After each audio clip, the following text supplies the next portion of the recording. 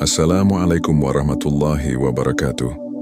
Saudaraku, di dunia yang penuh godaan ini, pernahkah engkau merenung tentang kemana arah kaki ini melangkah? Apakah menuju cahaya, atau justru semakin jauh tersesat dalam kegelapan? Bayangkan, jika hidup kita ini adalah perjalanan panjang, dan setiap langkah adalah pilihan, apakah kita akan menjadi manusia yang tinggi derajatnya, atau justru jatuh lebih hina dari binatang? Video ini bukan hanya sekadar pengingat, tapi juga sebuah cermin, sebuah cahaya yang menelusup ke ruang-ruang jiwa yang mungkin selama ini telah lama gelap dan kosong.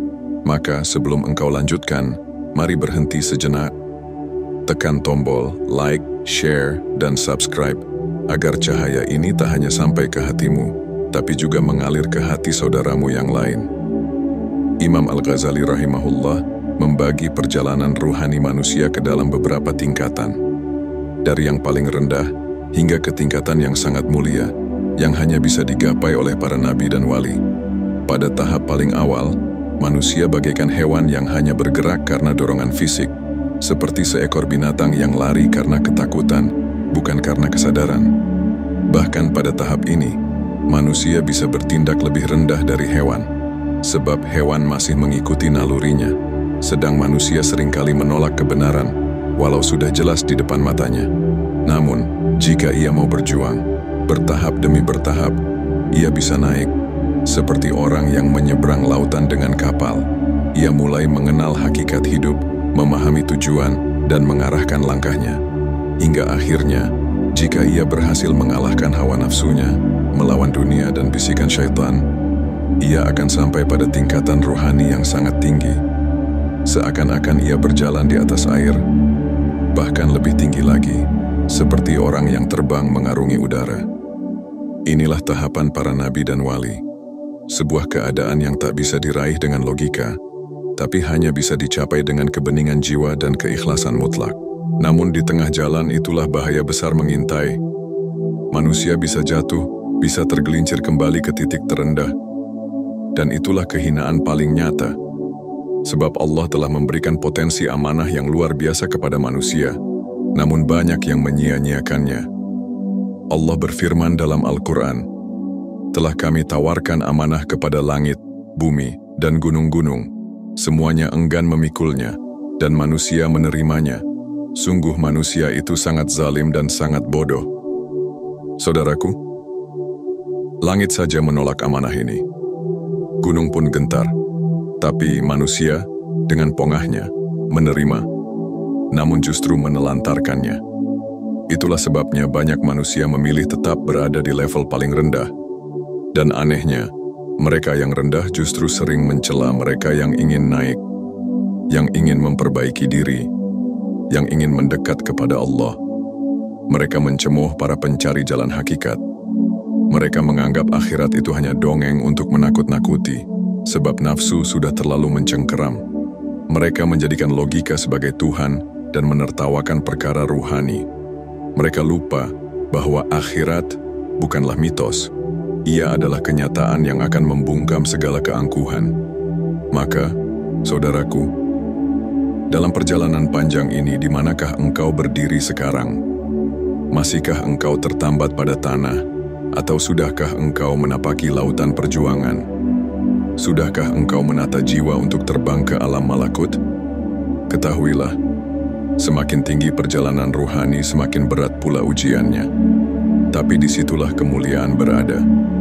Jangan biarkan jiwamu menetap di dua tahap terendah. Karena Allah menciptakanmu bukan untuk menjadi budak nafsu, tapi khalifah yang sanggup memikul amanah langit. Saudaraku, tahukah engkau bahwa hakikat hidup ini bukan sekadar menjalani hari demi hari, tapi sebuah medan ujian, tempat di mana jiwa kita diuji, ditimbang, dan dipersiapkan untuk kehidupan yang jauh lebih abadi. Imam Al-Ghazali mengingatkan bahwa manusia adalah makhluk yang bisa naik lebih tinggi dari malaikat, namun juga bisa jatuh lebih rendah dari binatang.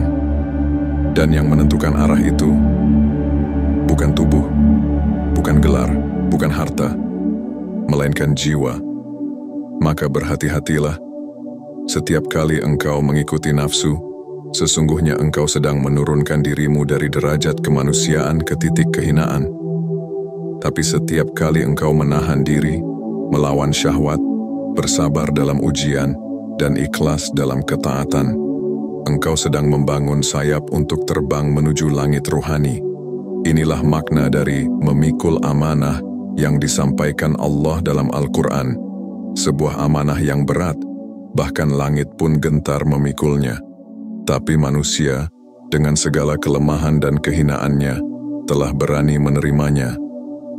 Sungguh ironis, jika setelah menerima amanah itu, manusia justru lebih sibuk mengejar dunia dan melupakan akhirat. Lihatlah hari-hari kita, berapa banyak waktu yang kita habiskan untuk menumpuk harta, memperindah wajah, mencari pujian, tapi lupa memperbaiki hati, lupa menangis di hadapan Allah, lupa berdoa dengan sungguh-sungguh agar diselamatkan dari neraka. Padahal, neraka bukan dongeng, surga bukan ilusi, keduanya adalah janji yang pasti. Dan setiap nafas yang keluar dari dada kita adalah langkah menuju hari di mana semua tirai akan disingkap. Bayangkan, jika esok kita wafat, lalu ruh ini ditarik dengan kasar, dikembalikan kepada Allah dalam keadaan kotor, penuh dosa, dan hampa dari amal. Adakah yang bisa menyelamatkan? Apakah jabatan bisa membela?